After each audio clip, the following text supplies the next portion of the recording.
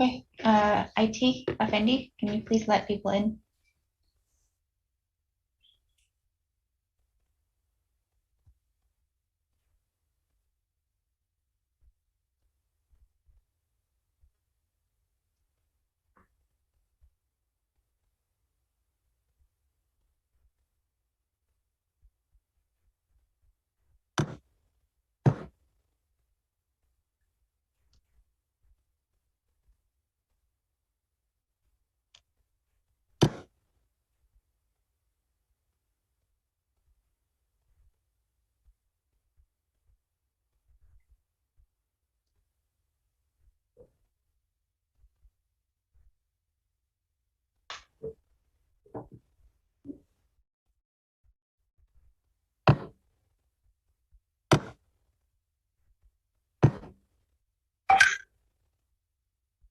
Greetings, ladies and gentlemen, and welcome to today's webinar, Relocation of the Capital City of Indonesia.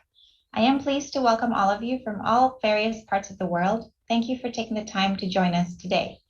My name is CIPUTRA Sastrawinata, and I will be your moderator for today's webinar. This webinar is organized by International Federation of Real Estate, FIABCI-Indonesia, its academic members, University of Indonesia, BINUS University, Universitas Tarumanagara, FIABCI-Brasil, FIABCI-Nigeria, FIABCI-Egypt, Indonesian Ministry of National Planning and Development, BAPPENAS, CIPUTRA Group, INTA, International Urban Development Association, Real Estate Indonesia, REI, Urban Plus, Mepas and Pradel Nigeria Limited, Global Entrepreneurship Network Gen Indonesia, and Niemeyer Urbanism. Relocating a capital city of a country is an extensive endeavor that requires detailed planning and coordination, and it is never an easy task. We are fortunate today to have with us representatives from several countries who have successfully moved or are currently planning to relocate their capital cities.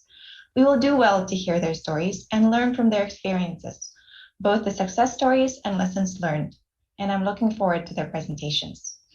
Before we begin, I would like to call on two important leaders in FIABCI to deliver their opening remarks. First, we will hear from Mr. Budiarsa Sastrawinata, Managing Director of CIPUTRA Group and Chapter President of FIABCI-Indonesia. Our second opening remark will come from Mr. Jordi Ribo, FIABCI World President. Mr. Budiarsa, the floor is yours. Thank you. Your Excellency, Bapak Dr. Suharso Monoarfa, Minister of the National Development Planning of the Republic of Indonesia, Mr. Jordi Ribo, FIABCI World President, Bapak Sofian Sibarani, Founder Urban Plus, Mr. Fernando Nunes, President of INTA, Professor, IST University of Lisbon, Mr.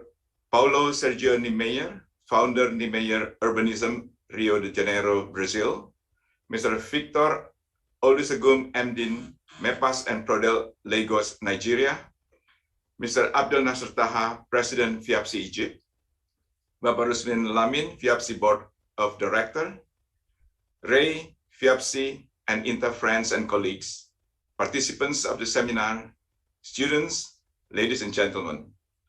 Good evening and greetings to you all. In 2019, the Indonesian government announced the proposal of the relocation of the national capital of Indonesia that will move from Jakarta on the island of Java to East Kalimantan. We believe with the population of more than 10 million people will continue to be the nation's commercial and financial center. The cost of moving the capital would be funded by the state and also from public-private partnerships as well as private investment. The relocation is about addressing inequality and relieving some of the burden on Jakarta as the center of government, business, finance, trade and services, and the island of Java, which is home to 60% of the country's population and more than half of its economic activity. Kalimantan, on the other hand, is almost 4 times larger, but accounts for less than 1/10 of the country's gross domestic production. Tonight, we will learn from the experiences of other countries who have done similar exercises in the past when they have moved their capital city. We also will hear what potential opportunities as well as challenges we have to overcome to successfully execute the decision from experts in various real estate related fields, not only theoretically, but also in practice.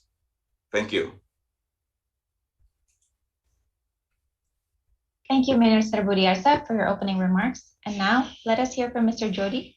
Mr. Jordi, the floor is yours. Thank you very much. Dear Dr. Suharso Monoarfa, Minister of National Development Planning of the Republic of Indonesia. Dear Chapter President of FIABCI-Indonesia, Budiarsa Sastrawinata. Dear FIABCI members, dear friends. It's a pleasure to be part of this webinar and discuss the future of the city. Cities face structural challenges today and will certainly face them during the next decade. These challenges are partly due to the COVID-19, which has forced us to redefine the relationship between human activity and space. But these challenges will come as well due to the new technologies. We have to rethink our cities after pandemic circumstances. In the past, we already did see our future with the same vision as today. Our cities need to be healthier. We must assume that we are expecting a wake-up call. A call to our world to build better and more sustainable societies and cities. Real estate industry will have a great responsibility during the next decade to develop and transform the city.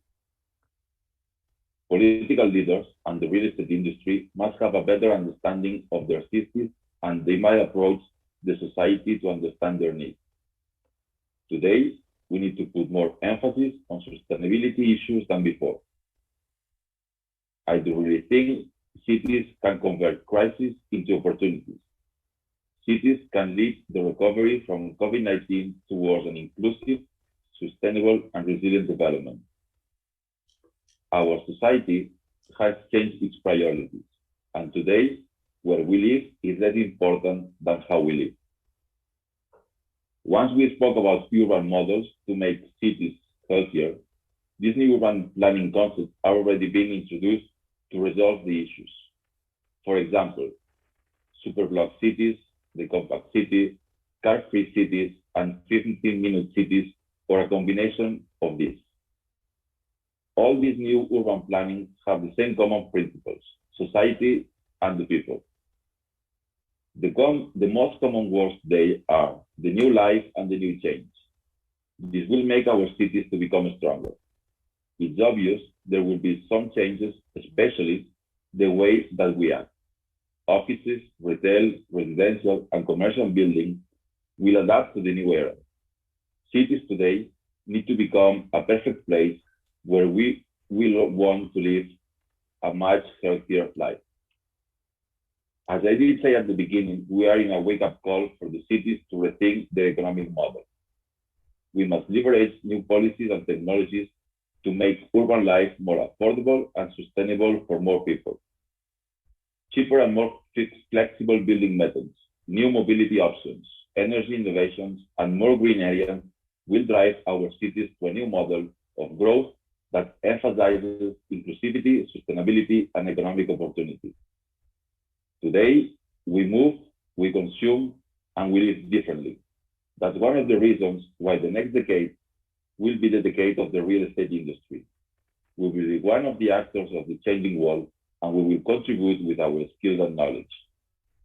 Changing our city means taking care of our life. We can do it, and we will do it. Thank you very much. Thank you, Mr. Jordi, for your opening remarks. We have a jam-packed webinar for you today with 5 panelists from around the world, and I'm very excited to hear their experiences in relocating their respective capital cities. Before we begin, some quick house rules.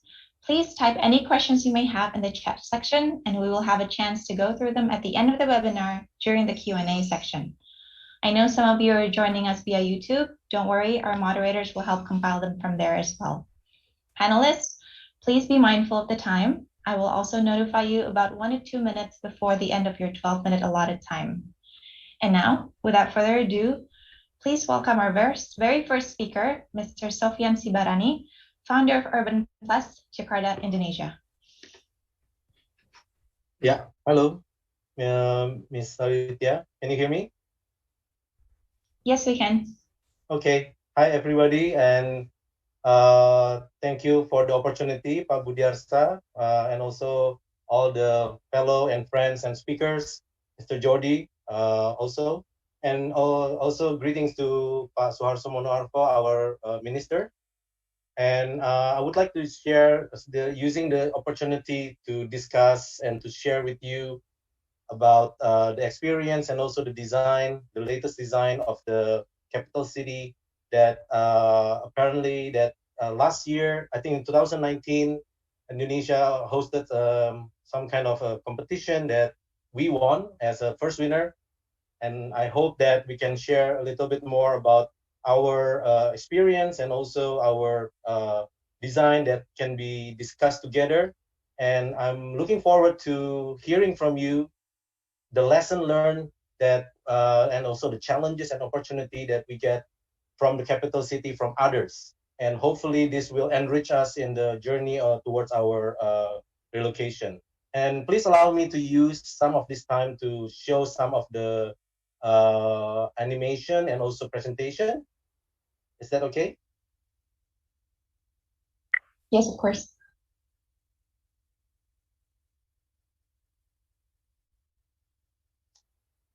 Sorry, the audio is not working. Yeah.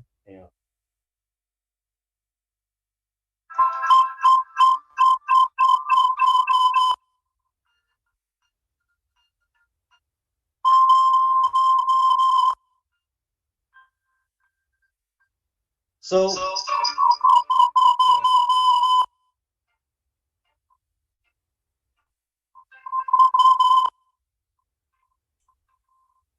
Mungkin biasanya memang laptop dan handphone nggak bisa dua-dua on ya Pak ya?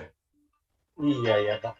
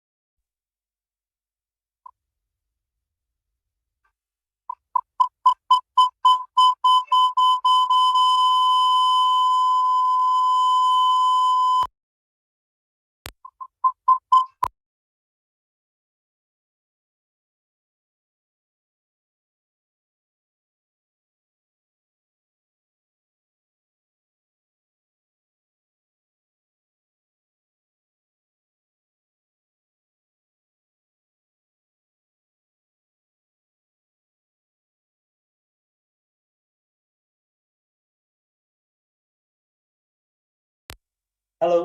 Yes. Yeah. Can you hear? Yes, we can hear you. Okay, I'm so sorry. I think we have some technical issues whenever we use these two laptops. Two devices. Sorry for that. So for the audience who didn't hear the voice, unfortunately, and it's also in Bahasa, unfortunately, this is some of the snapshot of the presentation material that we show to some of our colleagues and also in the Ministry of Public Works. And as you probably aware that there are several ministries that's working on the capital city today. And I'm coming from the public works departments, and I believe also we have a fellow from our National Planning Bureau, BAPPENAS, who's working together as a team to achieve the vision of the capital city relocation, to have a reflection of national identity, to ensure sustainability, social, economic, and environment, and also to achieve smart and modern international city as part of a symbol for advancement of society. And I believe Suharso, our minister, will also cover this vision that our president have to centralize the location of our capital city in the more balanced geopolitical location, to also have shared prosperity among all the nation. As you probably know, we are an island of archipelago, yeah. So we are separated in by seas, and we also have thousands of islands. So we need to centralize our effort to create a certain level of presence, especially in the area that is currently not very focused, which is Kalimantan, that is rich with nature, rich with minerals, but then it's still waiting for a lot of the development from the country.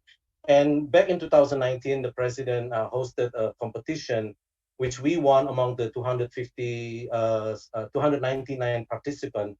And since then, I've been working with the team and also the Ministry of Public Works, alongside with the Ministry of Planning departments, and also with the Spatial Planning and Agriculture, Agraria, to achieve this plan.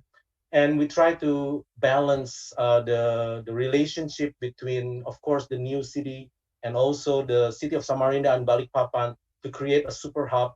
And this is also the idea that I think the planning BAPPENAS also have to play certain role to create a benefit between the three area. And the capital city area itself is 256,000 in area. And that's not including Balikpapan, who has about 1 million people. And we are planning for about 2 million people to be coming into this area. And we have a three different layer of planning.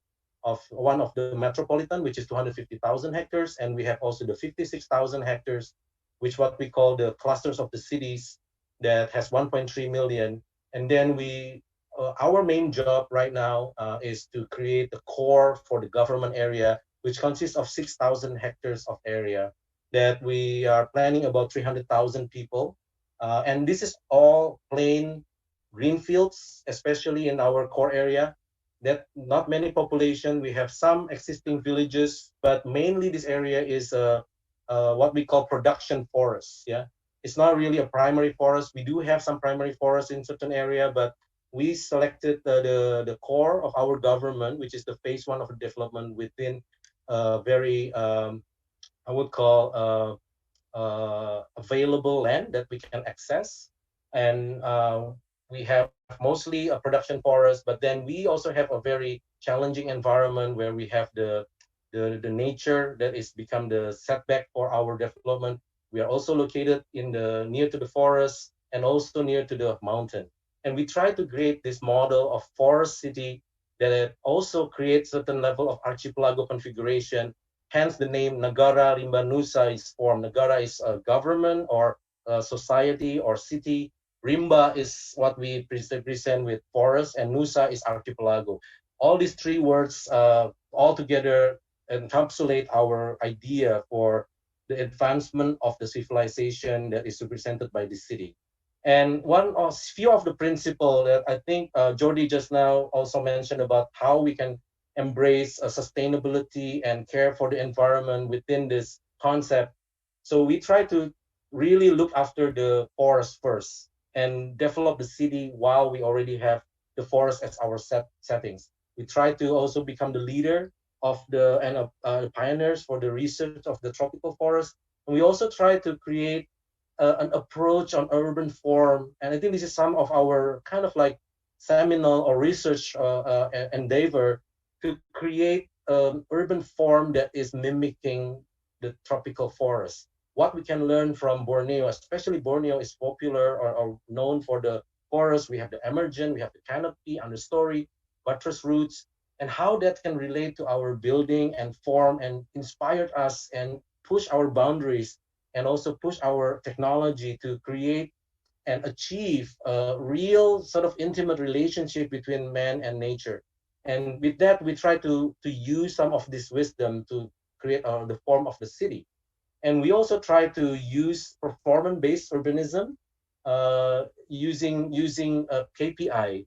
So something that we are responsible for, things that we can measure, things that we can really grasp on. And things like, for example, 10-minute city or 15-minute city has been already something that being discussed and also being implemented in certain countries. We really think that is the time for us to also look into the future of really trying to get the most ideal situation that we can get while we have this opportunity to start from ground zero. Things that we don't have any existing context that we have to have worry about. We are not burdened by the failure of the older cities in Java or in other islands. We are starting from scratch, so we really try to get the best out of the design. Things like, for example, waste reduction, 80% new renewable energy, 60% public transport, 2% temperature reduction is something that we are endeavor for, and we try to put that into the design. We try to express that into the building, how we relate to the terrain, especially how we minimize the development, knowing that the area is very undulating, and we try to connect between one building to another while we embrace the future possibility of, for example, public transport that is autonomous, creating a public area that is also becoming conduit for delivering goods in the future, which we know that it become more automatic in the future. So we embrace this possibility and changes in the future, while we also addressing our local indigenous nature, also material, and also our expression of our identity as Indonesia. And we try to also bring changes and transformative effort to our ministry and complex. We try to bring them closer. We try to let down the barrier and silo between the ministries, and hoping that there will be more coordination, there will be more saving from energy and direct connection, and also green building initiative.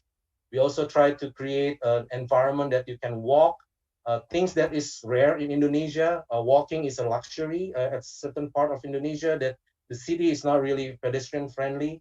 And we try to create also shading, people who really can walk in the area. We also look into a possibility of having autonomous car in one day in the future, that we are looking at the possibility of future system in our capital city. And we also try to celebrate our diversity and try to unite that into an area in the public where we can really also have different cultures being showcased, being also projected in certain of our public areas, so people from outside can really understand, also know the richness of our culture, and which we can use as also part of our placemaking mechanism. We think that the material is also very important, that we see abundance of wood and timber, which I think the technology for the wood, for the more responsible and sustainable FSB timber can be harnessed from the local, instead of us trying to import a lot of the concrete, which is not really easy to find in East Kalimantan. There's not many quarry available in East Kalimantan. So I think we need to look into the possible of local materials, shaded skywalk, transit area, making sure that people comfortable and having a very good sunlight, especially during the COVID area, and penetration of wind, and also sunlight into the public area. And we also oriented ourselves a lot on the street. Indonesian spend a lot of time and social life in the street. So we try to also create more pedestrian-friendly street, access to park. But then this is some conclusion. And I understand that the time is also really pressing. That the challenges that we have right now, that the government is pushing for this agenda, and we really want to achieve a certain critical mass within a short period of time. We are not very sure yet on exact dates, but then I think we tend to look into a phase 1, a 5 years plan, trying to bring in certain population. We were thinking about moving some 11,000 units of government housing, and to create about 38,000 population. And we moved the initial ministry, about 9 ministries, into the location. We prepare the land, it's about 1,500 hectares. And that that is something to do with the requirement of the infrastructure, etc., that really need to be implemented. So we have multiple projects, but we have very limited time. And we also have challenges on the geological, especially the alluvial land that is Sorry, also, yes, remind me. thank you, thank you. I'll finish it in probably 1 or 2 minutes. So we have alluvial soil in most of the area in East Kalimantan, which kind of like bring this attention of how we can really come into the area that is also fragile. Yeah. So we need to really be careful about this. We also have a rolling and undulating landscape as a consequence of us moving slightly higher up to make sure that we are safe from the flood. And we also have to take care of our riparian. We also have a huge amount of earthwork that we have to manage. So we want to avoid also the potential sedimentation during the land clearing. So a few challenges that I kind of summarize in here that first, we really need to think about the environment, and we need to be very sensitive about this. But then at the same time, the size, the speed, and the scale of development is also kind of like challenging that we really need to balance this out. And soil and geological condition is something that we are looking towards some solution, especially the topography, knowing that we are not on the flat area. The timeline is very tight and scheduled. Like most of our things in the government, we're always the president really wanted this to be fast, and especially knowing that the 2024 is coming close, and budget and cost implication, especially during the COVID era, is something that I think the government is still trying hard to make sense of it, because you know that the budget that was prepared before is definitely right now is not the same anymore during the COVID-19 era. And striking the balance between creating a public city versus more like an open city or private, especially with the real estate play, whether this area become a more government city, which is not really as exciting or as probably deemed to be not as livable. So that's also another point that I think I would like to bring up. And also how to manage the complexity and integration and sectoral approach, especially also bringing in the best team forward to achieve high performance and sustainable targets. Sometimes in Indonesia, preparing and procuring the right team is also an effort, extra effort on itself. And of course, how we can balance between today and future, local and global, conventional versus smart, is always a theme that we find a lot of paradigm shift is something that is not easy to be digested. And sometimes even the regulation is still stay in the conventional way. And where we are heading to the future is always a challenge for us to balance. And of course, COVID-19 has bring us the most difficult challenge to kickstart this process. With that, I hope that I can share already some of the experience, and I'm looking forward to have a discussion with everyone. Thank you. Thank you, Mr. Sibarani, for that very informative presentation. Thank Next, you. we have the honor of welcoming His Excellency Dr. H. Suharso Monoarfa, Minister of National Development Planning of the Republic of Indonesia and Head of BAPPENAS, who will deliver today's keynote speech. Dr. Suharso, the floor is yours.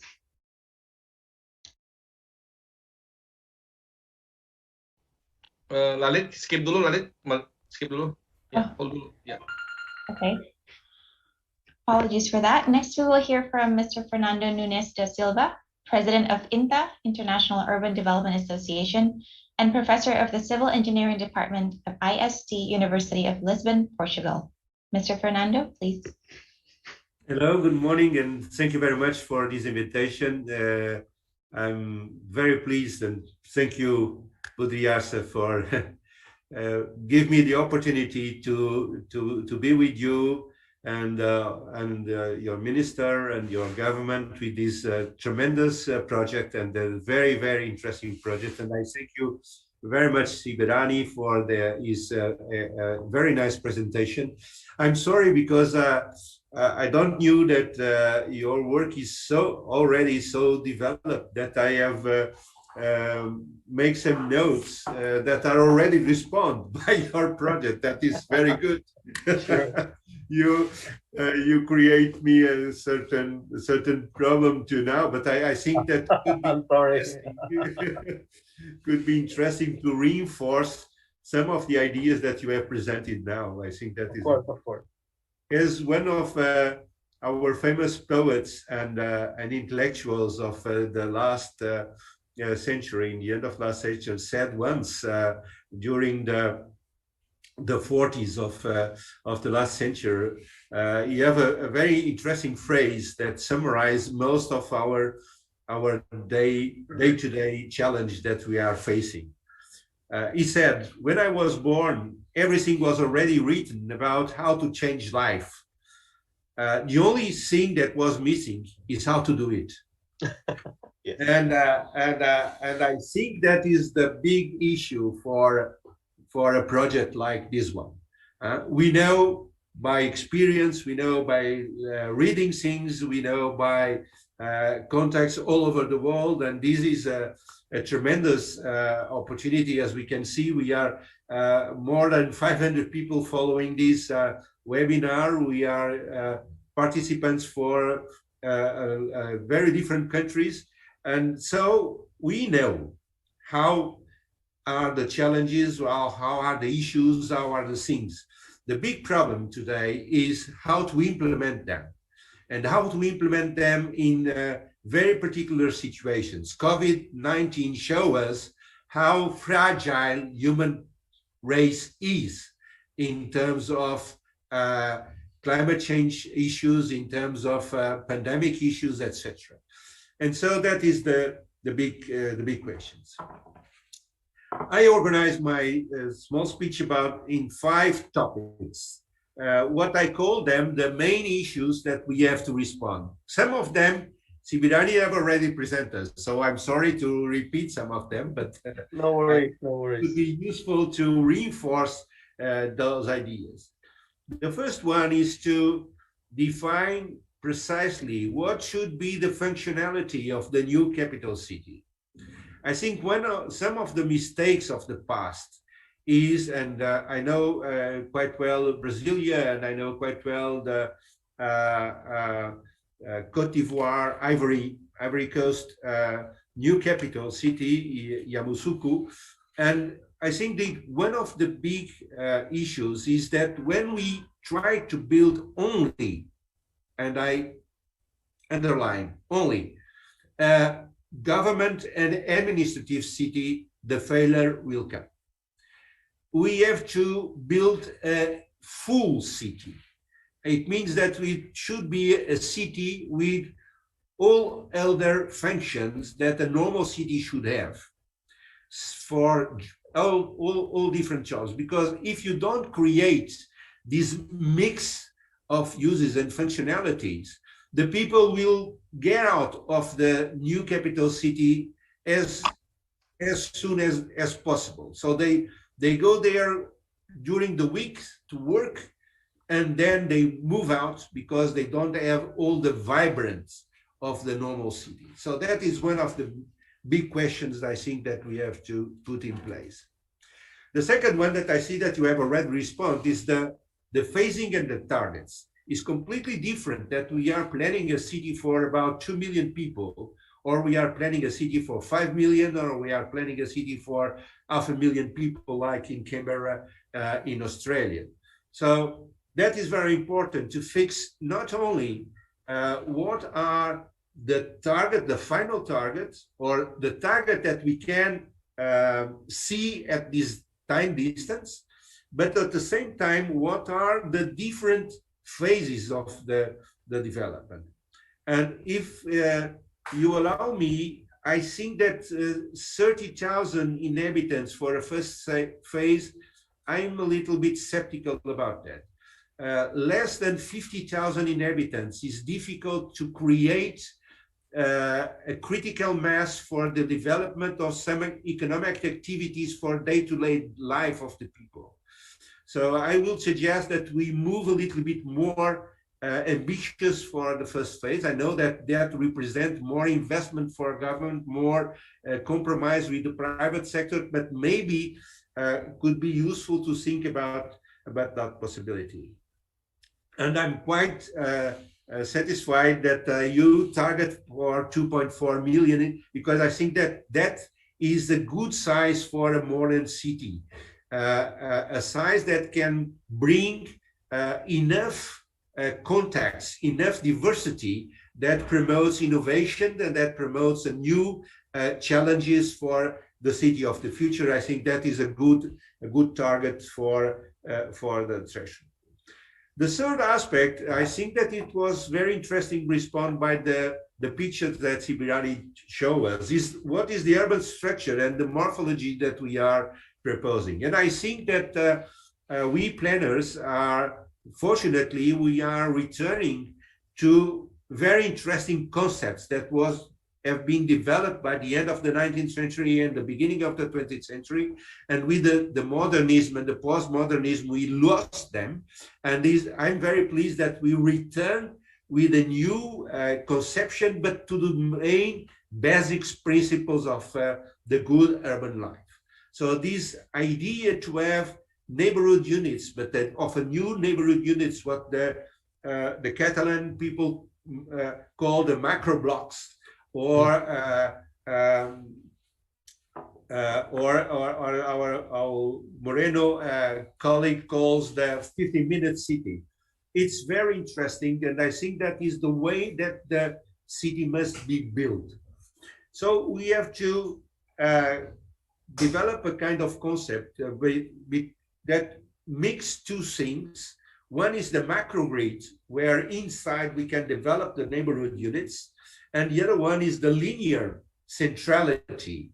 And that was a very interesting concept that we have developed for the new expo area in Lisbon, that it was a past industrial area that have been completely redeveloped and is now the new centrality of Lisbon, where there are a lot of governmental office and things, but also all the rest.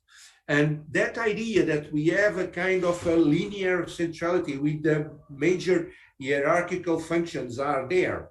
And then we are putting aside the development of the units, the neighborhood units, with everything else, with jobs, with the housing, with the social facilities, etc., have been revealed very interesting, because from the first 30 and 50 hectares, we are moving for another 300 hectares, and these 300 hectares are a continuity of this kind of model.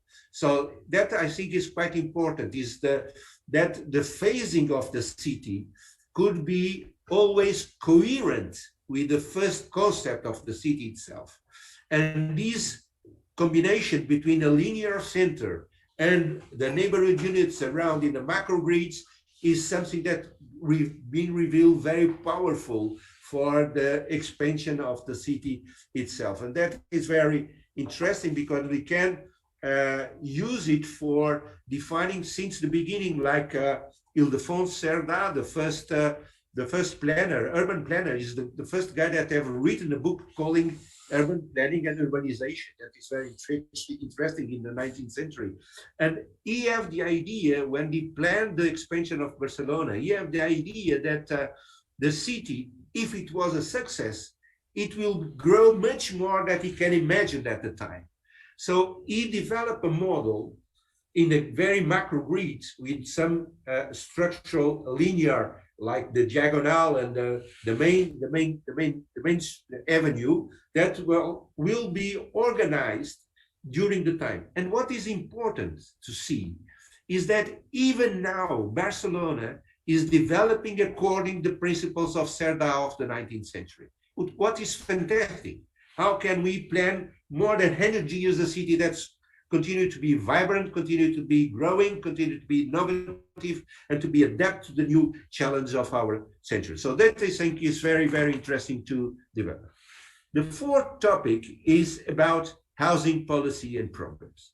The biggest failures in the new cities, or the big success of the new cities, are linked to housing policies and programs. If we don't make a strong, proactive public action in terms of housing, what will come if the city is a success that we all expect, that will attract a lot of much more people that have no capacity to afford the houses that are being offered, and they will create shanty towns. That is Brasilia now. That is Yamoussoukro now. So that is the big point. If you develop since the beginning a proactive housing policy and programs for different social economic status of people, and where even in certain times you can create some kinds of lots for people, very poor ones that could, or a medium, that could develop their own houses. That could be important for a first time when the city is growing and when the people could go more and more. And finally, I think is the how to expand the city and how to ensure that the expansion of the city will continue to with the same coherence and continue to add more value to the existing and previous phase. And that is very important. And for that, I will repeat that the predefining urban structure is very important one to organize that. And then the land policy. If we don't have a very public-oriented, public-oriented is different from public ownership, okay? We have to separate these two concepts. One thing is public-oriented, someone that have the power of organize, the power to motivate, the power to put money in the first step.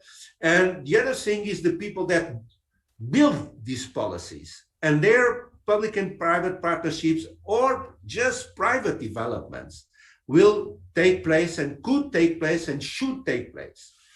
And I think that is quite important. So we should have a land policy that is developed by the public authorities to avoid that the cities start growing in a more sprawl way or in a more inorganic way without any control. And then after a few decades, we are repeating the same problem that we are facing today in our major cities. So that land policy, housing and land policies are, for me, the most important things. And just to finalize, because I think I'm speaking too much. You have 2 more minutes. You're doing well.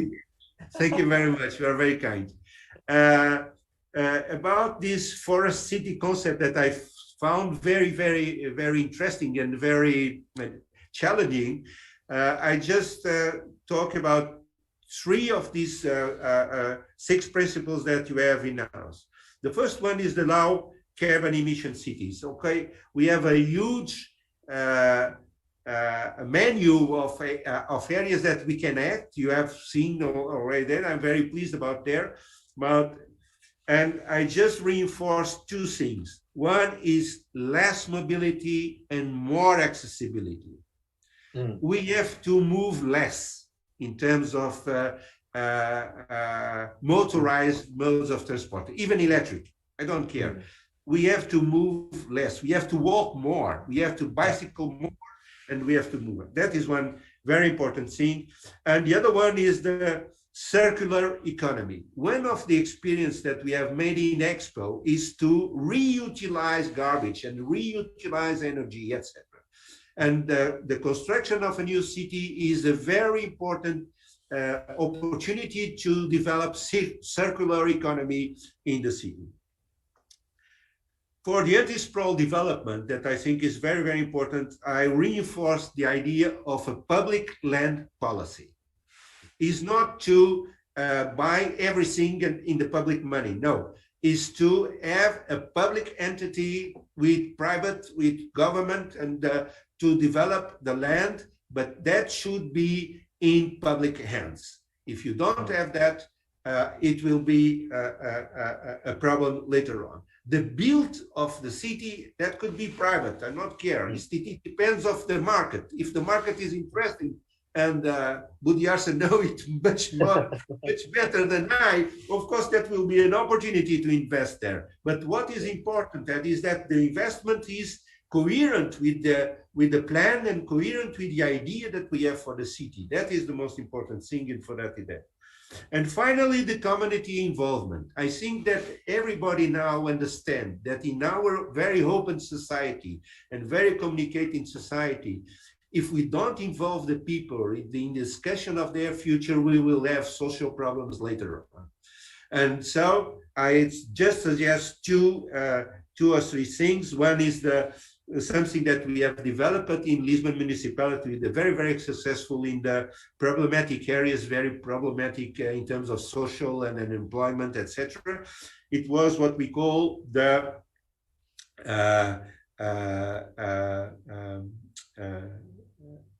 programs of specific intervention.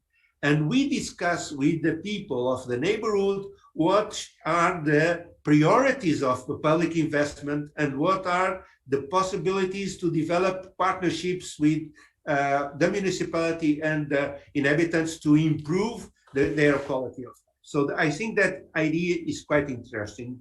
As the participatory budget, that is a long experience in Brazil, and we have also put on city. Recording in progress. Is to have recording stopped. A question, interesting question about a recording kind of in progress.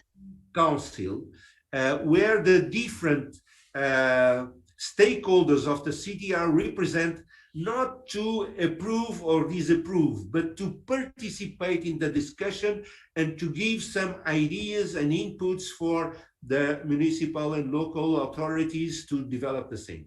I think these are quite interesting things. Thank you very much for this very pleased opportunity for me to meet you and to participate in this very interesting and challenging project. Thank you very much.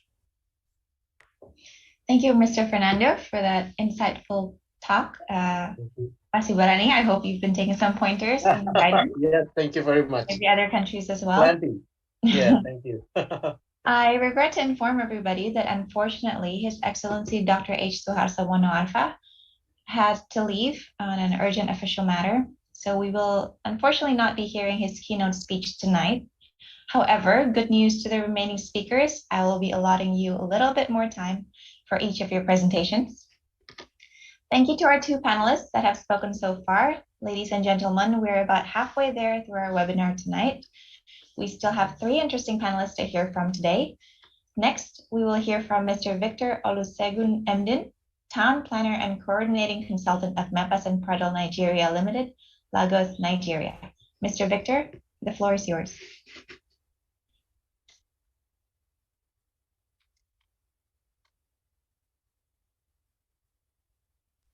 Mr. Victor, kindly unmute your mic.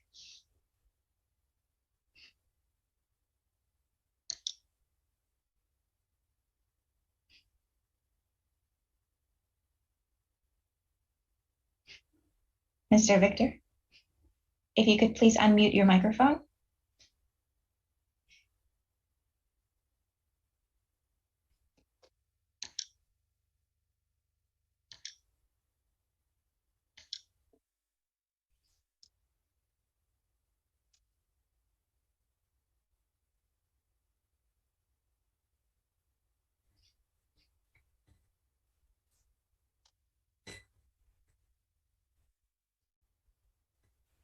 Hello, Mr. Victor. You're already unmuted, but we are still unable to hear you. Perhaps the volume setting is too low.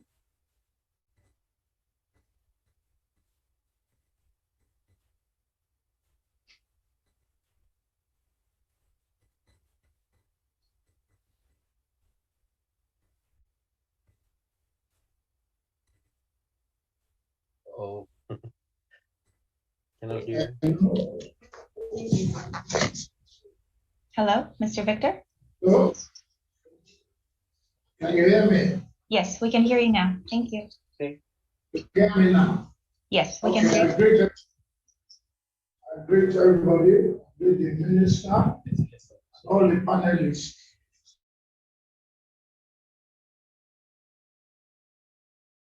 I greet you. I want to bring this sincere greetings from Nigeria. And the TPL, I hope it's not strange to you. We are a country of title.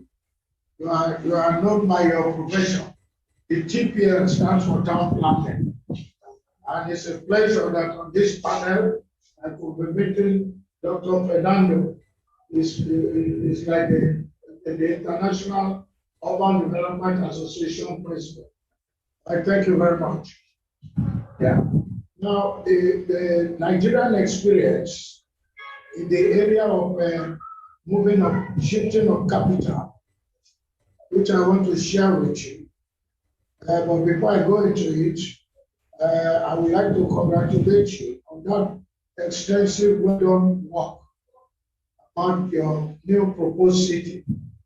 From the presentation made, it's inviting, it's invigorating, it's fantastic.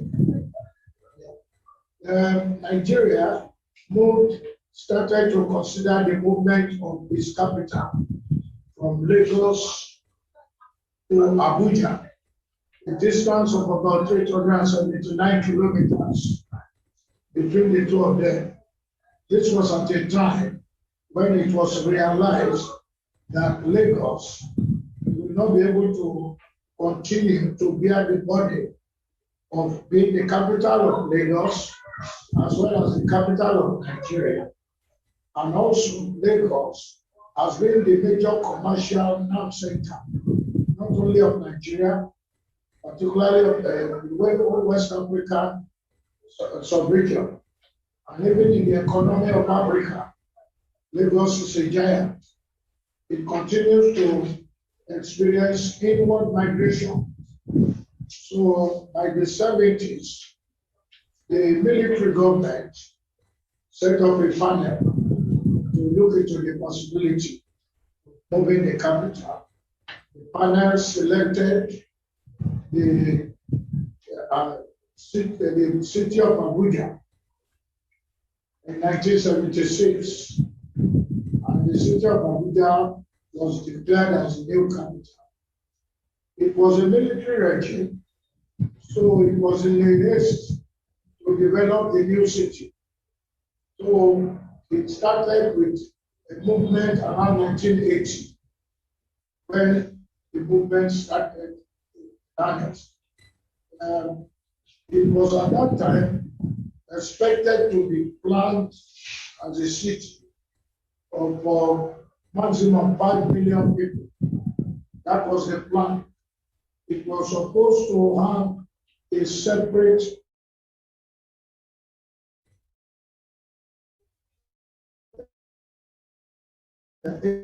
as to be broken into planned units. In terms of population, supported with infrastructures and services. And from that, planned units, the planned units were supposed to graduate to one of their in terms of size and so yes. So the Abuja Master Plan actually was the priority rather than the broad-based regional plan for the 8,000 square kilometers. It was out of this 8,000 square meters that the 250 square meters was developed as the core of the Abuja metropolitan area. So the planning was based on the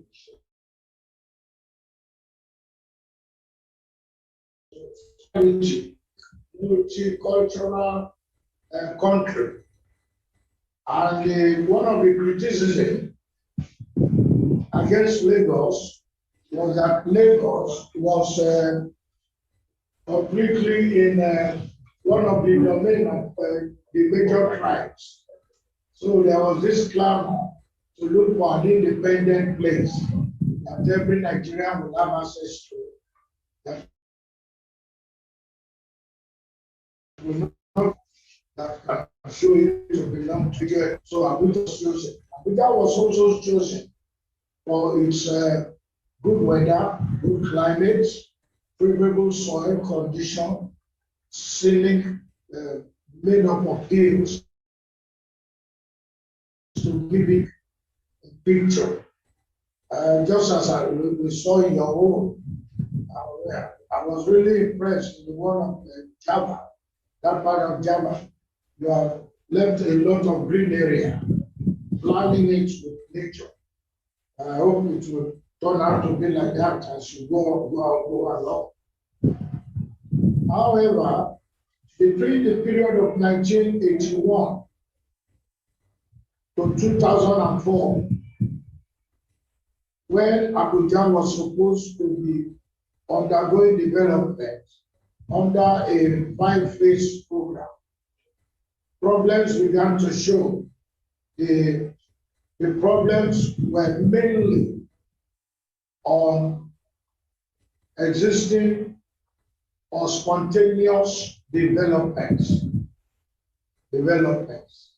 So initial development actually generated inward migration that today, even the 5 million projected population at full maturity of implementation must have overspilled that. Lagos also continues to be the major commercial hub that, as I'm speaking to you right now, the seminars and series of studies we had before we went to Abuja gave us a population of around 15 million. But today, we're having a population in Lagos of 25 million, still counting. We try to find out.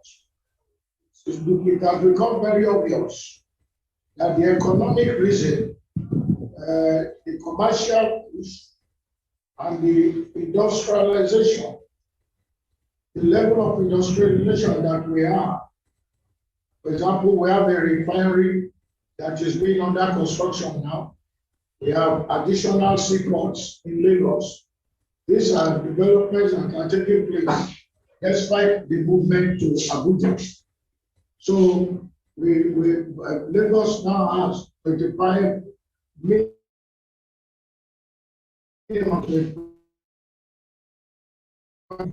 which had confronted the development of the new capital was centered on resettlement.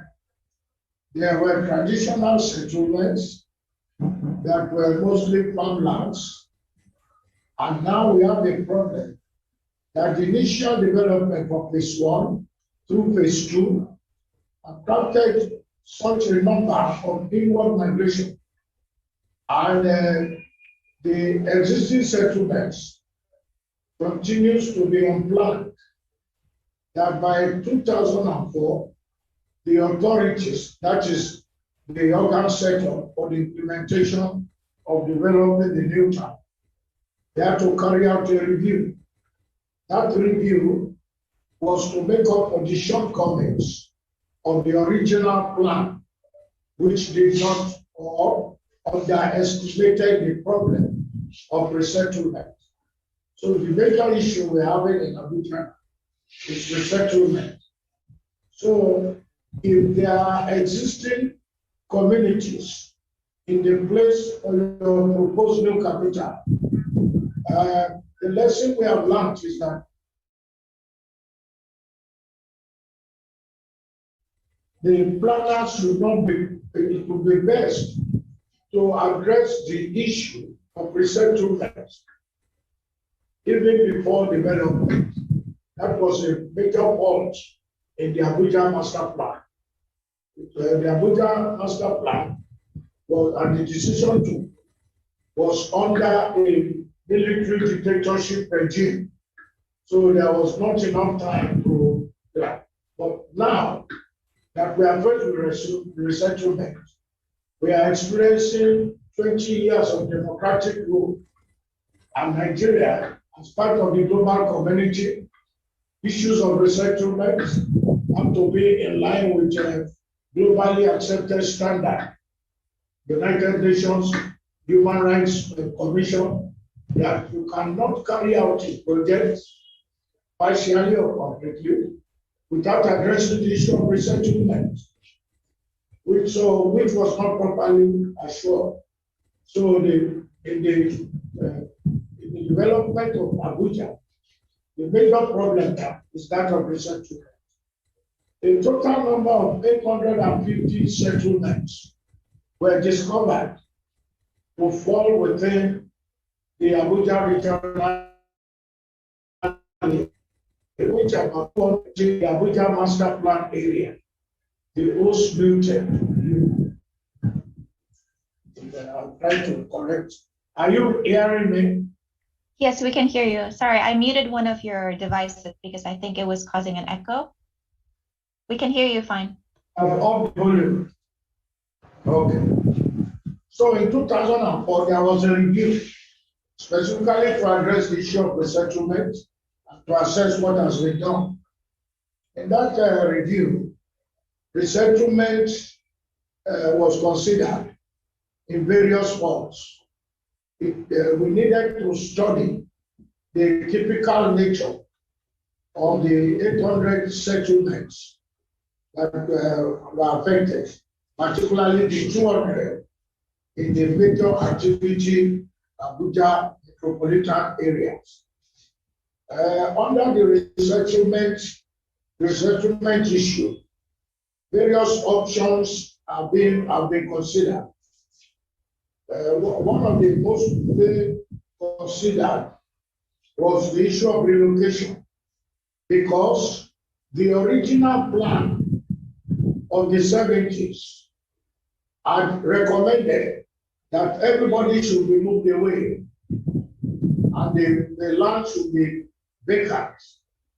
It did not allow, like I told you, that was a military era. But by this review that is being done now, we are already 20 years of uninterrupted democratic rule. And of course, national awareness and so on, like the world is becoming a global village. So there was this concept. And when the people were asked, where they were in those 840 settlements, we want to get their inputs. Town planning and settlement, the settlement experts have resorted to community and citizen participation. The people prefer to either be relocated into a semi-urban environment, an urban type environment, which has to be developed, or they wouldn't want to go. You know, they leave them where they are, particularly in places where they were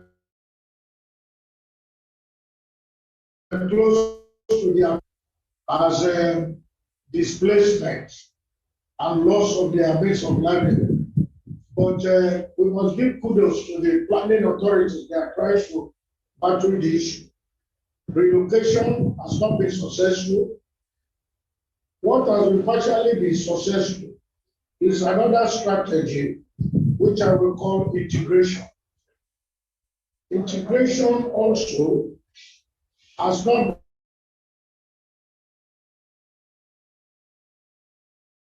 been to take a rural type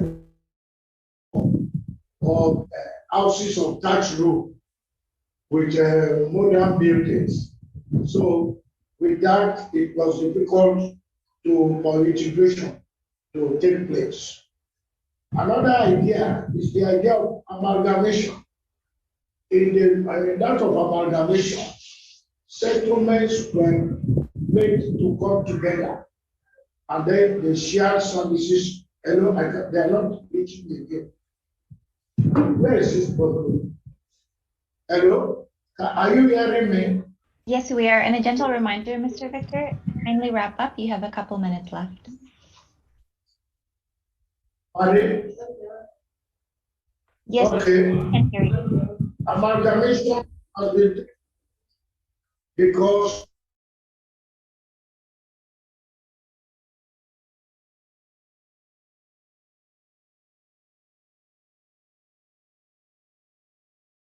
Mr. Victor?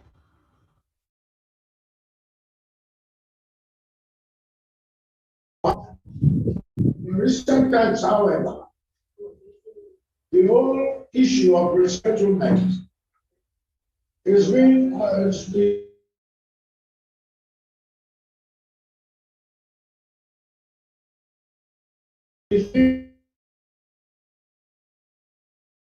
issue of security in the areas of the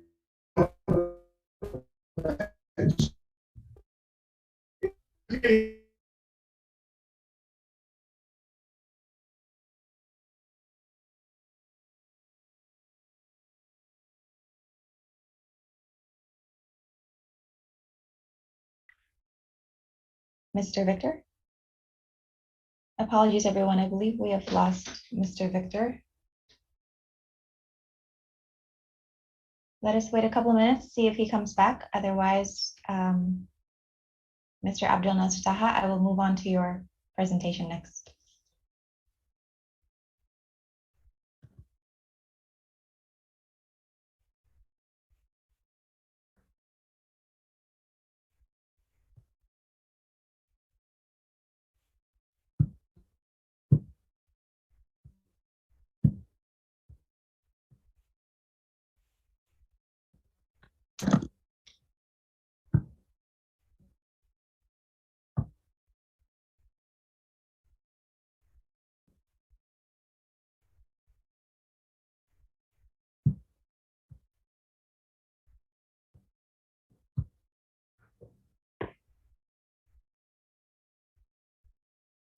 Mr. Victor, can you unmute?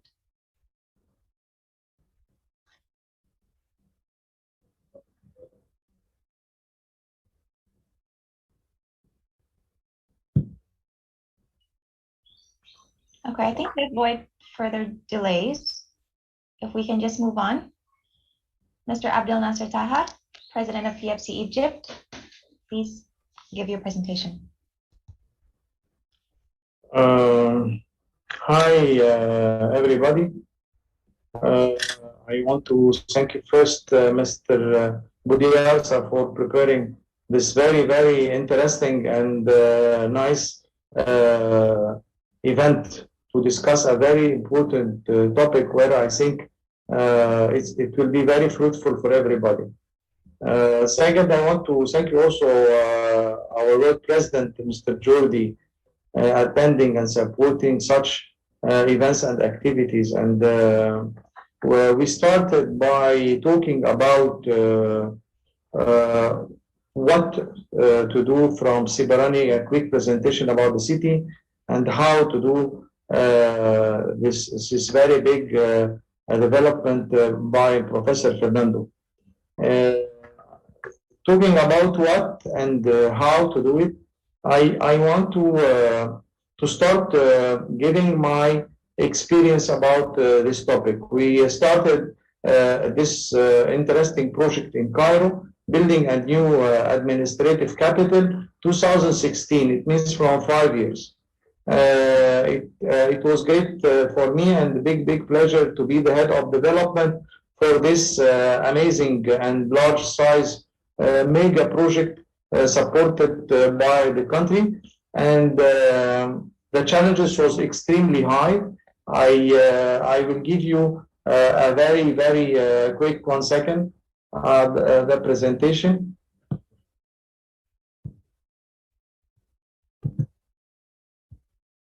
To feel the scale, To feel the scale, the government, after a period of unrest during 2011 to 2013, security was established, and the president decided to build 15 new cities, 15. It's a very, very ambitious plan, and the biggest city was the new capital, where the government will move all its operation to this city. 50 kilometers close to Cairo, and the size is 650 square kilometers, and it carries 6 million population. So it's a very large operation, and nobody was believing at the time that we are able to launch and to do such big achievement in a short time. The first phase was really amazing, and it was like 100 square kilometers. I will show you just to feel the size. This is a photo from 5 years and a photo now, only for the residential area.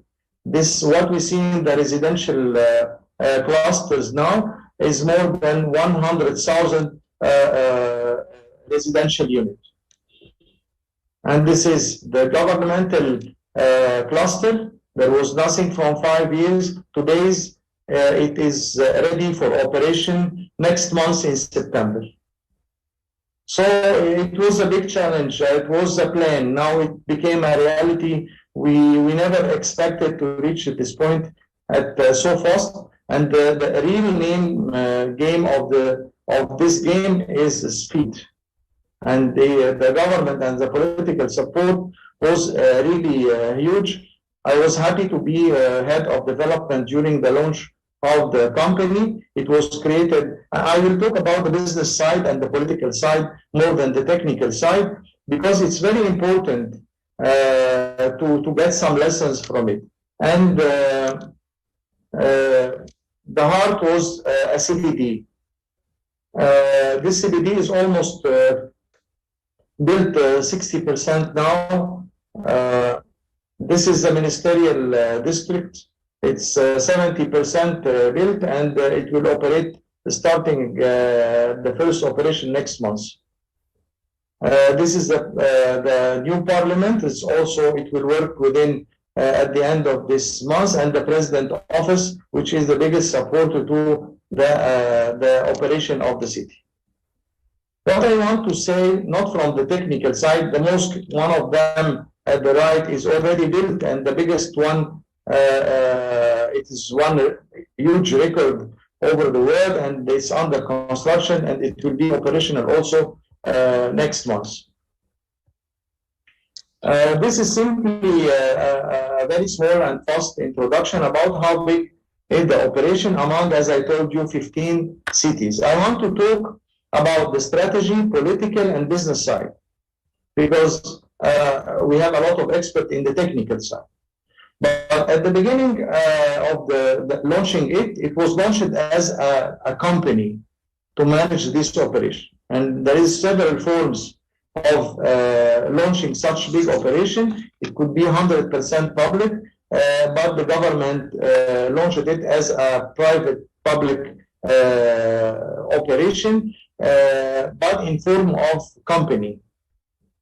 And this has a lot of advantages. At the beginning, I presented to the board the 4 big cases of moving big cities around the world.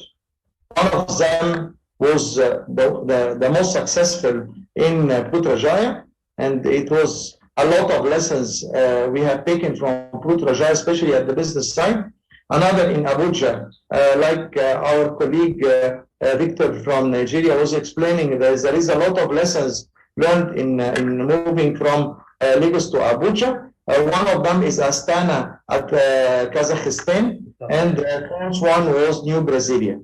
And the study was extended to the business and political side, not to the technical side, because some of them, we linked this study to the economic status of the country itself, and when and why. What was behind, and the administrative side, did it work properly or no? We studied who did the design. Is it a local team or international team? and the flexibility, because this type of projects is extended to more than 20 and 30 years. What happened after 20 or 30 years in these projects? Especially, did this project carry enough flexibility for political changes, because it's started by political and you have to protect it from political changes? Is the administrative side healthy to start an operation of moving a capital? It's always a challenge, and we have seen in Putrajaya that this part was the less successful part in moving people only based on administration.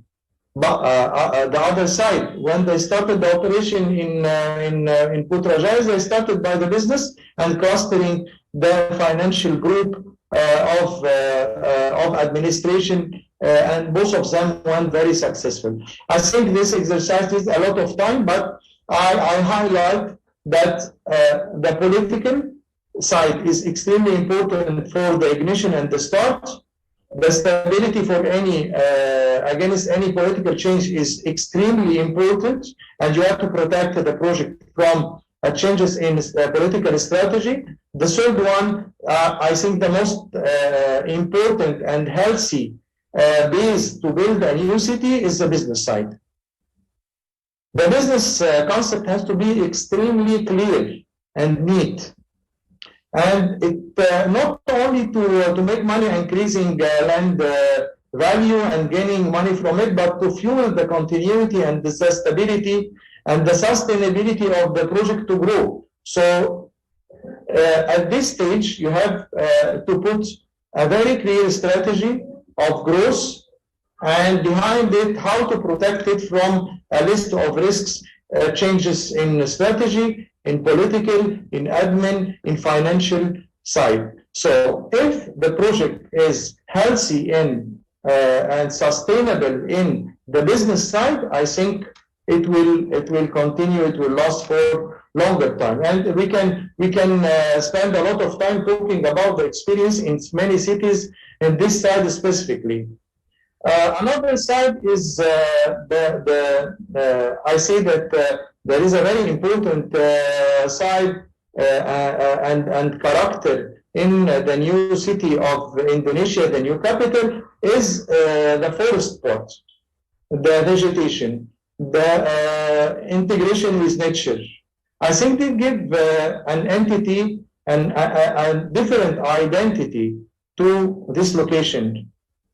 And it's important to also carry, I think, after COVID, and all the master planners around the world are changing their concept totally to have this cycle of environmental planning for the cities, from the vegetation, the health of people, the walkability, less moving, like what Mr. Fernando said, and so many criteria now came to the table after COVID pandemic, and I think that it will be a major change in designing everything, not only the units, the houses, the schools, education, offices, everything will change. But now we are moving into a healthier design for master plans and for buildings and materials. This topic is extremely large, and I think you have to put it into consideration, because this is the future of everything all over the world. And we are in a very primary phase where the guidelines are the most important thing driving the strategy of such immense project.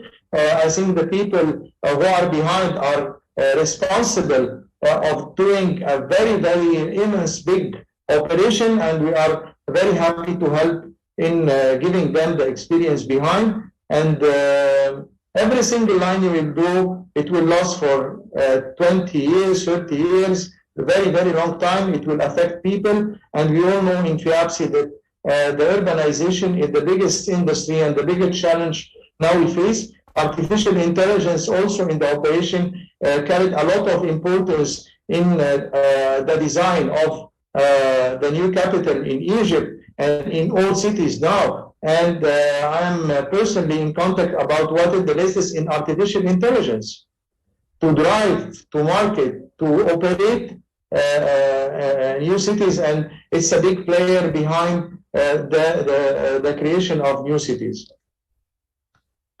The government pushed in the first year, this achievement in 1.5 years, the first core, and I can call it the hotel for receiving people after 1.5 years only. But it was very important to create what we said, creating or setting the tone of the city. So immediately people believe when they see. You have to create a node where people can visit.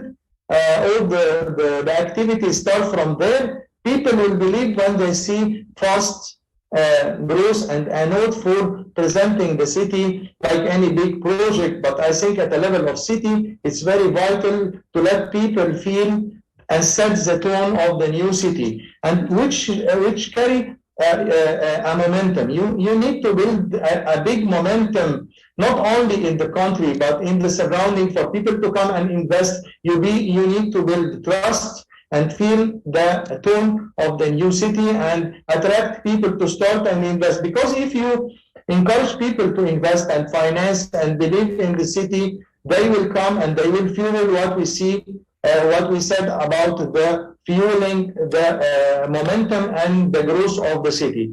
The growth plan is the most important part, not only the physical, and it should not be staggered into unconnected places. You have to build at the heart and to encourage people to come and feel the experience immediately now. This is one of the big lessons we have taken here in Egypt.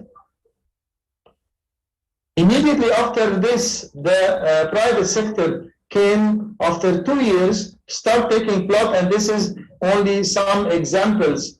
We have some 100 plots similar to this under construction now by the private sector. Why? Because they have seen and felt the support of the growth by the government itself, who started the development. More than 100 plots are under development now, and the private sector is working, and they are selling very, very, very fast these plots. I also highlight that from day one we talked about connectivity. It's in the plan, but if we start from day one, the connectivity between the main city and the new city, the pace will move very fast, much faster.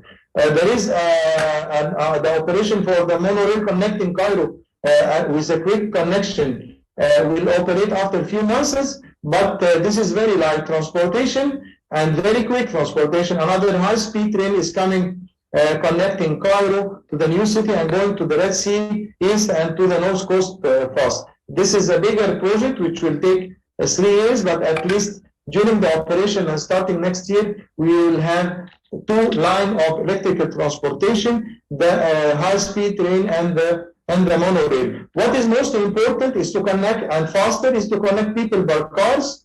The network, the network was enhanced maybe 5 times bigger than before to carry the transportation through the network, either by public transportation or private cars, to facilitate the movement of people, because the first day the city will operate, we have 60,000 employees moving morning and end of the day, and this has to be calculated and executed immediately from day one. Otherwise, the connectivity can block the development and the growth of the city, and I highlight that from day one, work immediately in the connectivity of the city.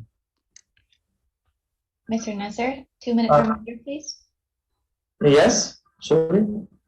Hello? About 2 minutes left. Okay, this is another city. Just to tell you that the development is not limited to the new Cairo. This is in the north coast, another mega city which carries 3 million people, and the execution in parallel was there extremely fast, and it was very successful, and people buy, and the private developers are also doing great business there. I tried to make the presentation fast, but any of this topic, we have an experience now. we are transferring this experience into another company, into another country in Africa, mainly in Congo. We have a consortium and helping them with these lessons and this experience to build also another new capital in Democratic Republic of Congo. Thank you, and I will be happy to receive any of your questions. Thank you, Mr. Nasser, and congratulations on the successful fruition of the relocation of Egypt's capital city. I think it's definitely beneficial for all of us to hear an experience from a country that's recently, or even currently, still in the process of moving their capital city. Thank you. Now we have one last speaker tonight with us, Mr. Paulo Sergio Niemeyer, founder of Niemeyer Urbanism, Architecture and Design, Rio de Janeiro, Brazil. Unfortunately, I believe we are still waiting on him to enter the webinar. I think while we wait, if you don't mind, I jump quickly to the Q&A section. We actually already have a couple of questions, one addressed to Mr. Sibarani and one addressed to Mr. Nasser. Perhaps because we just finished Mr. Nasser's presentation, I'll jump into the question for him first. Mr. Nasser, the question is actually twofold. One, there's a comment that it's amazing that in 5 years you have created 100,000 units. How much funding came from the government and how much funding came from the private sector? And the second question is, given the closeness of the new capital city from the old capital city, how are you going to stop people from just commuting back and forth between the two cities?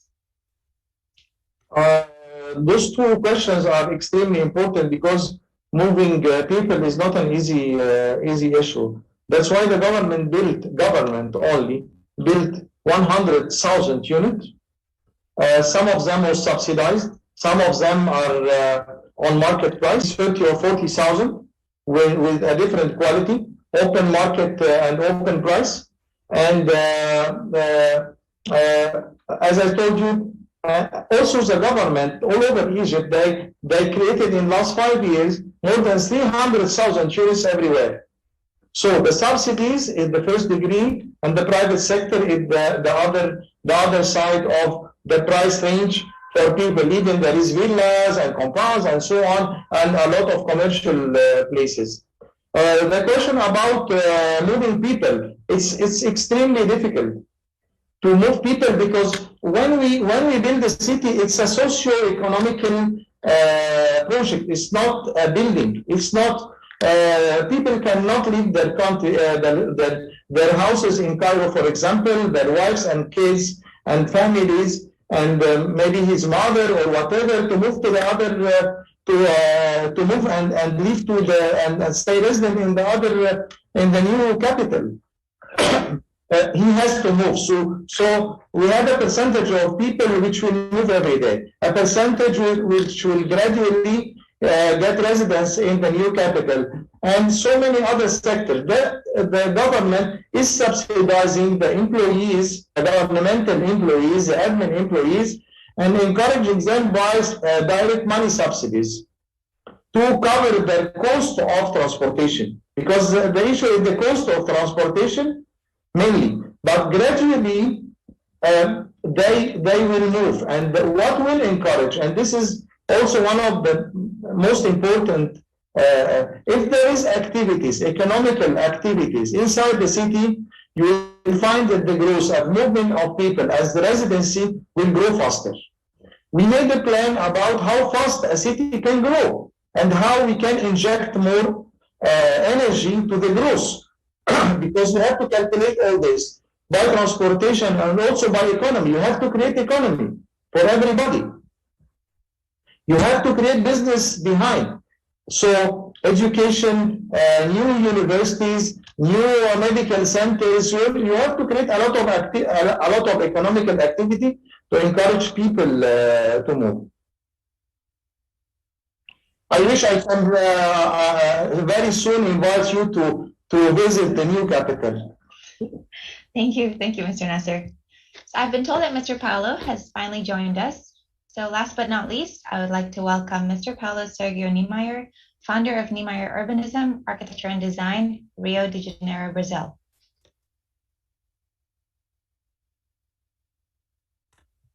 Good evening.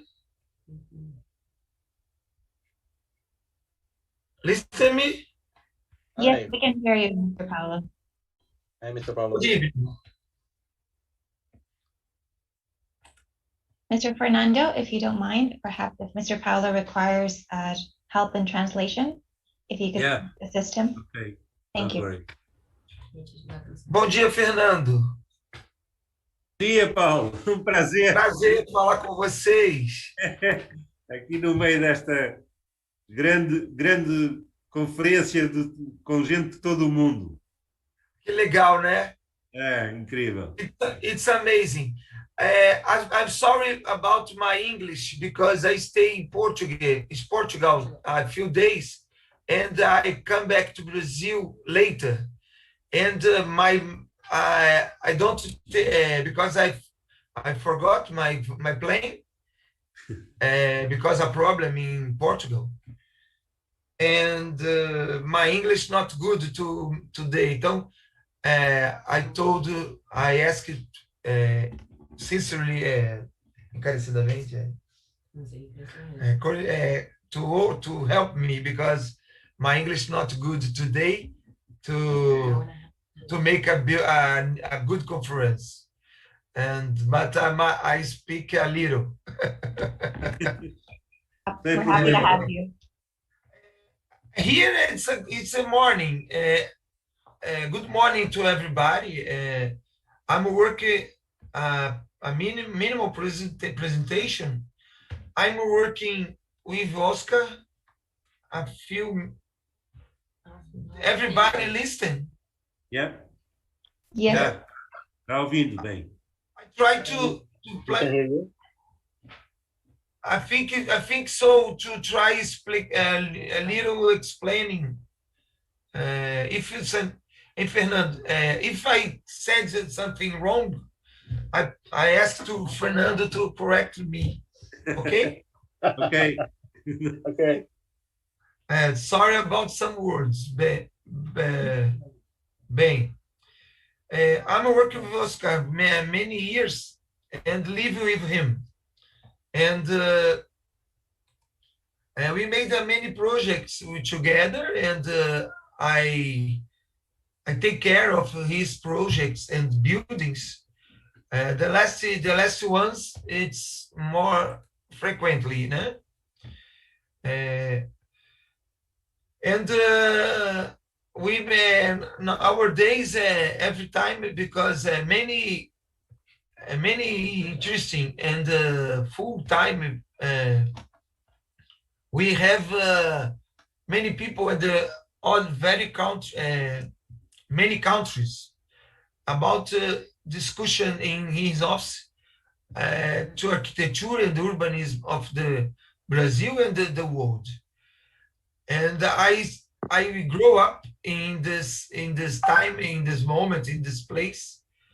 And my father and my mother, he know it and stay together because they made the architecture too.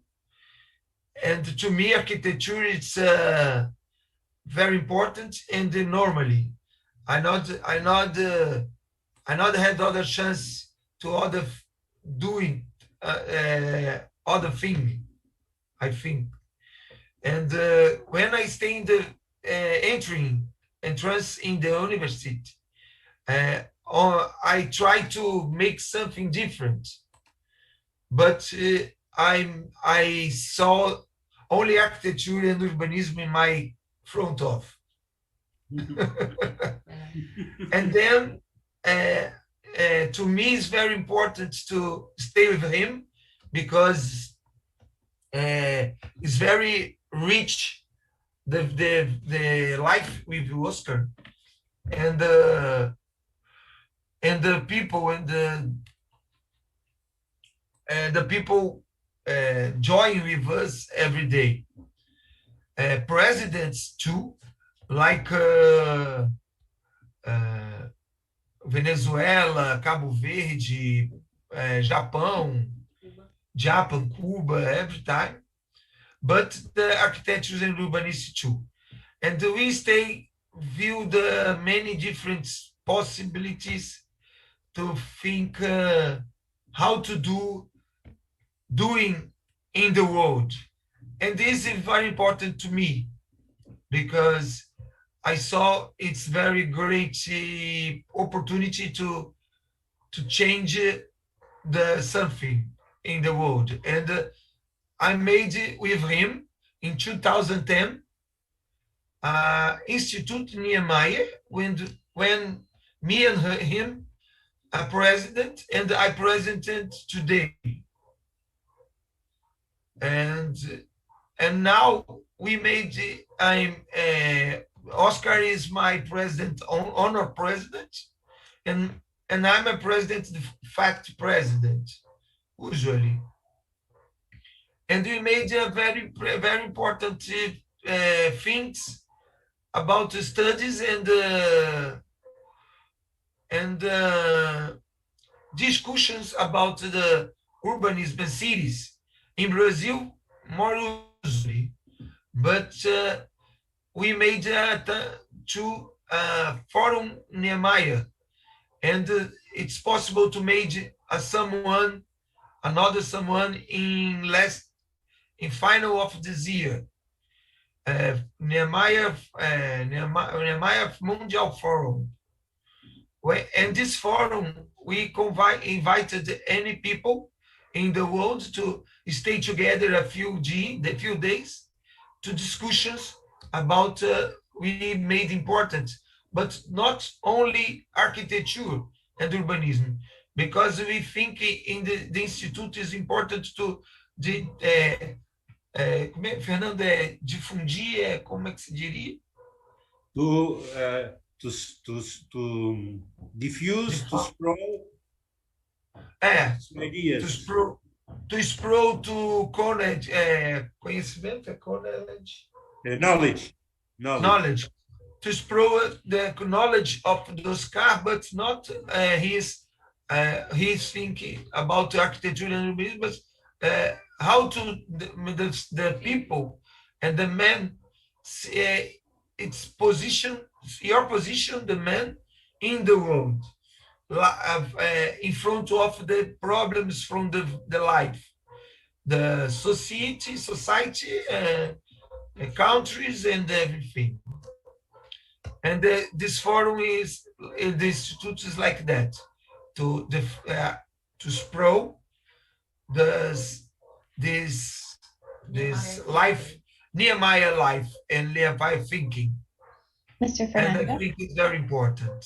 Apologies, Mr. Paulo. Mr. Fernando, perhaps you can explain to everybody who Mr. Oscar is. I think some of us are a little unsure that Mr. Oscar is Mr. Paulo's grandfather, who was the architect behind the master planning of the new capital city. Yes. Yes, Mr. Oscar Niemeyer was one of the great architects and urban planners that developed the Brazilian new capital city in Brazil, and is very well known for architectural works all around Brazil and also in the world. So Lúcio Costa was the main director of the plan with Oscar Niemeyer, and Oscar Niemeyer is the grandfather of Pedro Niemeyer that have created with him. Oscar Niemeyer, it was a fantastic personality, and he lived more than 100 years, so it was very, he crossed all the century, and they have a lot of experience, and they create a new foundation institute in Rio de Janeiro to continue his thought and his works around the world, and that's what Paulo Niemeyer is trying to explain us. Yeah. Thank you. Any question or what I'm doing? It's what I'm doing. No, I was worried that people were a little bit confused who you were referring to, so I asked Mr. Fernando to kindly explain. Please continue. Well, eu só expliquei que você era neto do Oscar Niemeyer, que Oscar Niemeyer com o Lúcio Costa foram os grandes obreiros de Brasília, e que, como o Oscar foi uma personalidade impressionante e que viveu mais de 100 anos, isso tornou possível ter um grande impacto na arquitetura e urbanismo, não só no Brasil, como no mundo inteiro.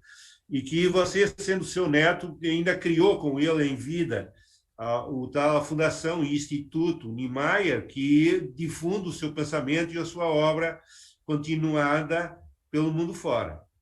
Foi isso que eu tentei praticar. Não, tá ótimo. Eu entendi. Fernanda, eu continuo falando, explicando um pouco mais? Claro. Fala o que agora? Claro. Fala o que agora? Bem, Oscar made Brasilia and made very important projects in any space of the world.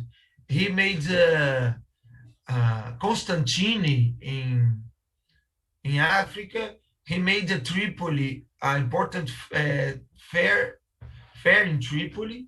It's very important project. He made the Parti Communiste in Paris.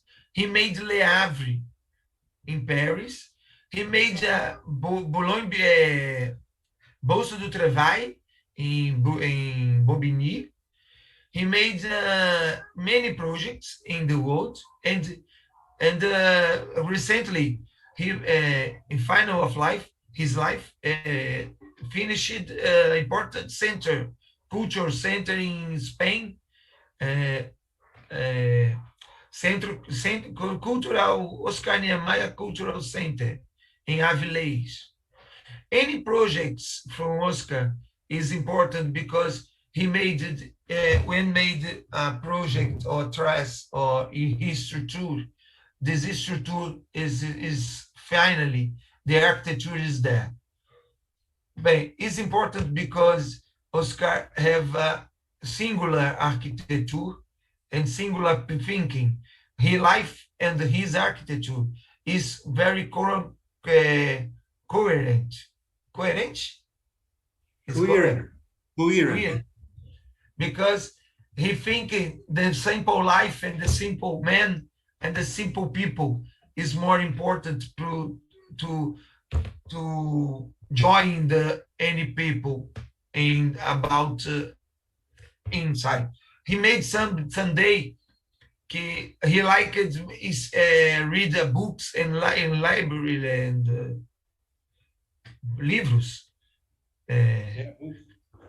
books. When the writer explain your history simply, because it's more near from the most people to understand what the people to show to most to everybody. His architecture is like that, and very important because you see when you come to his architecture, you saw a simple construction, but when you near from the architecture and inside of his architecture, a very special different place, because it's very important, detalhada, many details, and the places is very beautiful and generous, and this is very good to Mr. him. Paulo, I'm sorry, you have 2 minutes left. Okay. Não entendi. O que ela falou, Fernando? Ela disse que você ainda tem 2 minutos para a sua... 2 minutos. Tá. Então tá indo bem, consegui compreender o espaço. Bem, so Oscar is very important to architecture in the world, because anybody, in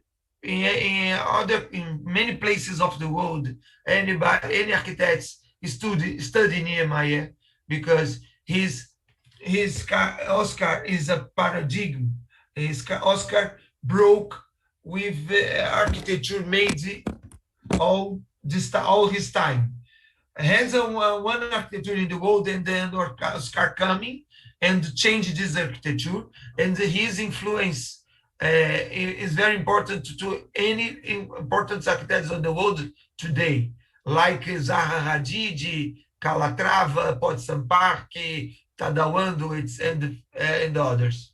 Is very important because that I told everybody, Oscar is not an important architect from Brazil or to Brazil, but to world, because world study Oscar in Japan and Indonesia, and if you study architecture, it's very important to study Oscar Niemeyer architecture. And his life it's important to me and to explain here. Oscar is a great man, is very important man about his life, and his life is very, very, very explained to everybody to how to do make life a better life today and to future days. Okay, I sorry my English and to explain because it's possible that, but any question I hear. Yeah, deu para entender, Paulo, não problema. Thank you, everybody, and nice to meet you, everybody. Thank you, Mr. Paulo, for your sharing session, and congratulations again, and thank you for the contributions that your grandfather had given to the world. And with that, I'd like to re-enter the Q&A section. We are a little bit short on time, so I'm going to squeeze a couple of questions together. I actually have a couple of additional questions for Mr. Nasser. So I'm going to read them out loud one after another. The first one, Mr. Nasser, is it true that the new capital city of Egypt is separated into a few blocks, such as residential, governmental office blocks, ministry complex, etc.? What is the idea or background behind this block concept? And the second question relates back to the private sector funding. What benefits do the private sector get for funding this project? First, in the master plan, we don't have physical separation in each area. In each master plan, there is a big integration, but there is an area for CBD doing business, an area for residents and different type of residents. So it's in any master plan you will find kind of integration. We don't call it separation, but there is area dedicated for residential, area dedicated for business, area dedicated for economical activities. But there is no separation at all. This is the first question. The second question, you are talking about how this is dedicated for the public sector or the private sector? No, it is more what benefits do the private sector get for funding this project? The private sector does not fund it. The private sector invests, and there is big difference. Okay. It's an area for people to come from the private developers and all other activities to come and invest, not to fund. Funding is by the government in infrastructure. There is several models by to run the infrastructure, for example, based on funding. And there is a return on the coming from the operation of the infrastructure. But this is something else. The private sector find a lot of investment funds suitable for him to come and invest in new buildings, new projects, offices, activities, and residential and retail and so on. So it's investment, not funding. Okay, thank you for that clarification. Next, I think I will quickly move on to Mr. Sibarani. Two questions as well. The first one, how does the new capital city design control urban sprawl? Will there be some kind of green belt implemented? And the second question, can Indonesia suppress land conversion to Kalimantan? Considering that prior to the relocation of the capital alone, Kalimantan's forests were decreasing due to the growth of settlements and depletion of plantations. Isn't the new capital definitely opening up new economic opportunities too? Will there be a special policy from the government regarding this in the future? Yeah. Okay. Very good questions, and I appreciate the comments. And I think the concern about we are coming to Kalimantan, which is people think that Kalimantan is a lung of the world, yeah. And this is also the particularly very tricky for us, the planners and the designers, when we enter the competition, and how to really position this movement into a very well balanced effort, and also sensitive to the audience. Therefore, we come into to kind of like the idea of Nagara Rimbanusa, which is the city in the forest and in the archipelago form. So we really need to understand what's in the location right now, and the rate of deforestation in Kalimantan is mostly, in my personal opinion, the biggest change of land uses is due to the mining, and also the production forest. And when we talk about production forest, you have to understand that it's not really the kind of like tropical forest, the primary forest. It is actually a forest that every 1.5 year or 1 or 2 years they're being cut, and once they are cut, the whole mountain become bulk, and you take out all I mean, in our location is mostly eucalyptus and acacia, and then it will be barged out from the Teluk Balikpapan into a pulp factory to create paper. So every now and then it become like that, and the ecological value that is already lost from having that kind of production forest, and in the counts of hundreds of thousands of hectares, is it in itself is, in my opinion, is the biggest change of land use from forest into what I call the production forest. Uh, the animals and all the development, the animals and also the ecological diversity is lost there already. So what, in my opinion, when we come into the city, and our city is little in the comparison of the vast numbers of hectareage, of square kilometers of the forest conversion into a production forest. So I think the having this population moving in is definitely something that we have to do very carefully, making sure that when we enter that and opening up the green area, the production forest, we don't touch the primary forest.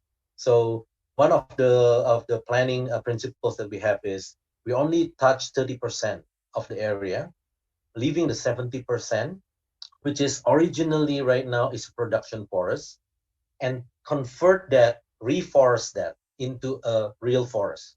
So this city effort is, when I say the idea of build the forest first, what we meant was to reforest that and create a real tropical forest instead of the old sort of like production forest. By doing that, we are actually contributing to the reforestation target of Borneo, what they call the Heart of Borneo program, to bring it back to 45% forest that is used to be in Kalimantan, which is right now is depleting. I agree that we have to really make a step, and this capital city shouldn't be only just building; it should be also reforesting the rehabilitating the forest, and doing that. I think, yeah, and also the creating the preventing the sprawl. Yes, definitely. If you look at the archipelago concept of our city, and I think Fernando just now mentioned this is a neighborhood unit plan. We have the green sort of like belts, and we are bound by natural features of the land, which is the riparian. We don't build on the riparian, we don't build on the high ground, we don't build on the mangrove. So we only build in selected area, and that's how we also prevent the sprawling. And by doing this new town approach, we are doing a very strict land uses. I think planning departments of BAPPENAS also making it very clear that we are protecting all the green area as becoming a green belt. So I hope that's answered the questions. Thank you very much. Unfortunately, I know we have a few really good questions actually in the chat. Given our time constraints, I will collect all the questions and pass them on to our panelists, and then we will inform you of their answers. So this brings us to the end of today's informative and engaging webinar. Budiarsa, Mr. Jordi, if you would have a couple of quick comments maybe to finish off the webinar before I hand it off to Mr. Rusmin for his closing remarks. Thank you. I'd just like to thank our world president, Jordi Ribo, which is still with us. And also thank you to all the speakers that has enriched us with your experience and your knowledge that, of course, we all can learn and do our best on what we are planning to do. Thank you. Mr. Jordi? Thank you. I think it was a great webinar. I think everyone understands that the world needs new challenges, and the cities are or is one of the biggest challenges in the future. And what we did today is sharing the knowledge with different leaders, with different technical persons from different countries, what the real estate industry needs to do better things in the world. So thank you very much to organize that to FIABCI-Indonesia. Thank you. I'd now like to invite Mr. Rusmin Lawin, Vice President of REI, Indonesian Real Estate Association for Foreign Affairs and member of FIABCI Board of Directors, to deliver his closing remarks. Thank you, Mr. Lalit. It's time to barbecue time, wrap up, and we can go home, eat at home. Okay. This is the beauty of FIABCI. I can say that we can have something like a lesson learned. Imagine that we have the past that we can, the past project that we can learn from Brasilia, we can learn from Abuja, and present what we have seen in Cairo, still under construction, in progress, and the future is Indonesia, if it is decided. So this is the beauty of FIABCI, Mr. World President, where we are proven that today we are the true gateway, the true international gateway to gain international experience, knowledge, and network. So please join us, FIABCI, because we do have students members. We have chapters in 72 countries, comprising of 40 multi-stakeholders, developers, architects, urban planners, brokers. You are most welcome. University lecturer, you are most welcome. So thank you, everyone. This is a very fruitful webinar, and we have a lot of good insight and thoughts and opinions that we can learn as a comparison study. Thank you, Mr. World President. Thank you, Chief Budiarsa, Lalit, Pak Sofian Sabarani, all speakers, that we can see you in the next round of our FIABCI-Indonesia webinar. Thank you. Thank you. Thank you, Pak Rusmin. Thank you, everyone. That brings us to the end of today's webinar. Nasser. If you don't mind, Jordi. we'd like to take a quick photo to commemorate this occasion. If you can turn on all your cameras. Yeah, we should take and our IT team will take a photo. Thank you, everyone. Have a good rest of your day. Thank you, Bu. Thank you. Thank you, everybody. It's very beautiful meeting, and I waiting for it's better to everybody. Thank you. Thank you very much. Great day to everybody. Okay. Bye-bye. Bye. Bye. Bye-bye. Thank you very much, Pak Rusmin. Thank you, Pak Budiarsa. Terima kasih. Thank you. Terima kasih semuanya, Pak. Terima kasih. Pak juga. Yuk, Pak Barani. Thank you. Siap. Oke, Pak. Izin live dulu ya. Atau mau foto dulu nih? Atau gimana? Kita harus di foto nih. Harusnya dari tadi udah di foto ya. Udah ya. Tapi enggak ini. Tapi kurang bagus foto saya yang saya ambil. Thank you, John Low. Oh, yeah. President Florentino, thank you. We have President Dulalia here, to Nestor as well. Terima kasih, Pak Gatot. Okay.